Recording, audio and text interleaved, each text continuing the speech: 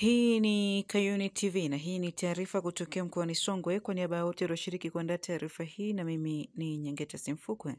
Mkuu wa mkoa wa Songwe Daniel Chongolo amempongeza mbunge wa jimbo la Ileje Godfrey Kasekenya kwa kutoa msukumo wa upatikanaji wa miradi katika wilaya hiyo.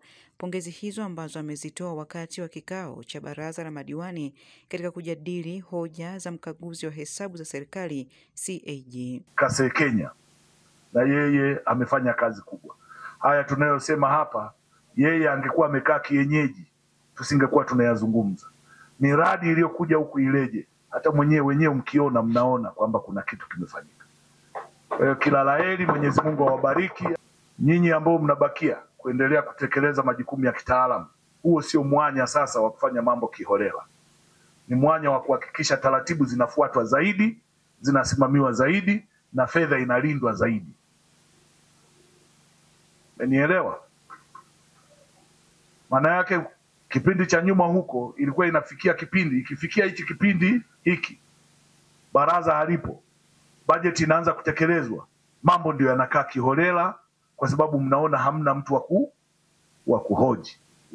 Vyombo vinavyoshughulika na usimamizi wa utendaji wa halmashauri lazima kila kimoja kikae mguu sawa, kibadilike kuwa mjumbe wa baraza la madiwani, kufanya nini? Kuwa jicho la kila taratibu na kila kitu kinachotakiwa kufanyika. Na bahati nzuri tuna vyombo vizuri. Kamati ya usalama imechanganyika kila mtu. Ina mtu anaitwa afisa kutoka TAKUKURU. Yeye ni jicho la serikali kwenye fedha yote inayoingia. Lakini humo kuna mkuu wa wilaya ambaye yeye ndio mkuu wa shughuli za serikali. Humo ndani tuna katibu tawala ambaye ni mjumbe wa baraza la madiwani, mjumbe wa CMT. Yeye badala ya kubadilika kusubiri baraza la madiwani atatakiwa kuhakikisha anatoa macho kwenye CMT, kila kitu kifuate taratibu ili tufike kule mbele tukiwa salama. Vivyo hivyo maafisa tarafa wahakikishe wamewekwa humu kwa mujibu wa sheria, wahakikishe wanatimiza taratibu hizo. Wao ndio wanaiwakilisha serikali kuu kwenye local government.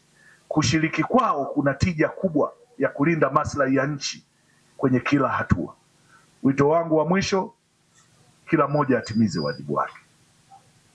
Zaidi ya hapo, waheshimiwa madiwani, waheshimiwa mwenyekiti, mimi nawatakia kila laheri.